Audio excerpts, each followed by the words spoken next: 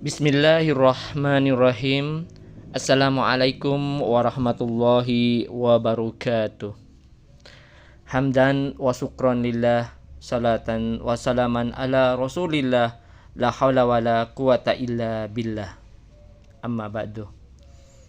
Sahabatku yang dimuliakan oleh Allah Subhanahu wa taala, segala puji hanya untuk Allah Subhanahu wa taala.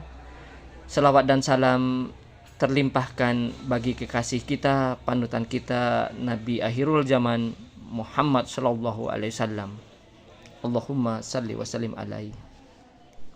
Sahabatku yang dimuliakan oleh Allah Subhanahu wa taala, bekerja adalah bagian dari kehidupan. Seorang muslim bekerja, awalilah semuanya dengan niat yang baik. Niat mencari ridha Allah, niat menjalankan sunnah Rasulullah, niat mencari nafkah untuk keluarga, niat menjauhkan diri dari malas dan miskin dengan bekerja, dan berbagai niat lainnya, yang semua niat yang baik itu akan menjadi pahala.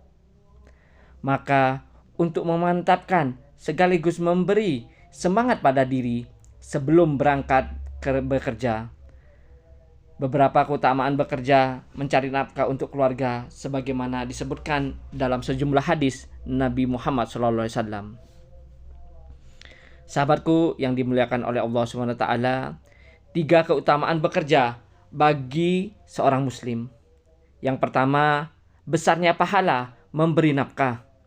Orang-orang yang bekerja dan menggunakan rezeki yang diperoleh dari hasil kerja kerasnya untuk memberi nafkah pada keluarganya akan mendapatkan pahala yang besar. Bahkan rezeki yang digunakan untuk memberi nafkah pada keluarganya itu lebih besar pahalanya dibandingkan dengan rezekinya yang dikeluarkan untuk bersedekah pada orang lain. Sebagaimana dari Abu Hurairah radhiyallahu an, Nabi Muhammad SAW bersabda, 1 dinar yang engkau keluarkan di jalan Allah, lalu 1 dinar yang engkau keluarkan untuk memerdekakan seorang hamba, lalu 1 dinar yang engkau keluarkan untuk 1 orang fakir miskin, dibandingkan dengan 1 dinar yang engkau nafkahkan pada keluargamu, maka pahalanya lebih besar. Hadis riwayat Imam Muslim.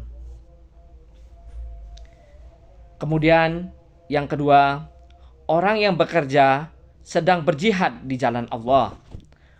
Orang yang bekerja agar bisa menafkahi keluarganya sehingga menjauhkan diri dari keluarganya dari kefakiran dan mencapai kesejahteraan sehingga bisa menjadi orang yang dermawan, sejatinya mereka tengah berjihad di jalan Allah Subhanahu wa taala.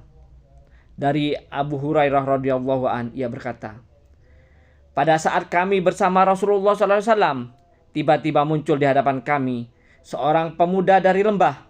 Ketika kami terfokus kepadanya, kami berkata, semoga pemuda itu menjadikan kerajinannya, kepemudaannya, dan kekuatannya di jalan Allah. Rasulullah mendengar ucapan kami, lalu beliau bersabda, apakah yang dinilai syahid hanya orang yang wafat di medan perang?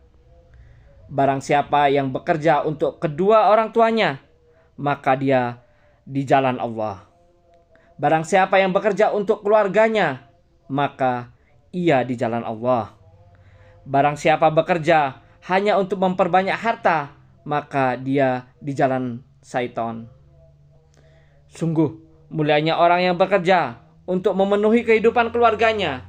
Jika ia mati dalam bekerja, maka ia dinilai syahid. Sahabatku yang dimuliakan oleh Allah Subhanahu wa taala, kemudian keutamaan bekerja bagi seorang muslim yang ketiga adalah terhindar dari neraka. Orang yang bekerja kemudian rezekinya digunakan untuk keperluan keluarganya, maka insya Allah ia akan terhindar dari neraka.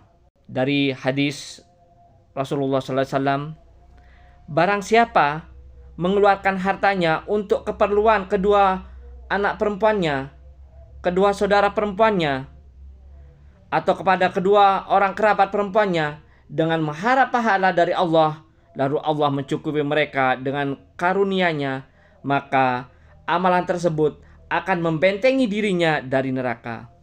Hadis riwayat Imam Ahmad.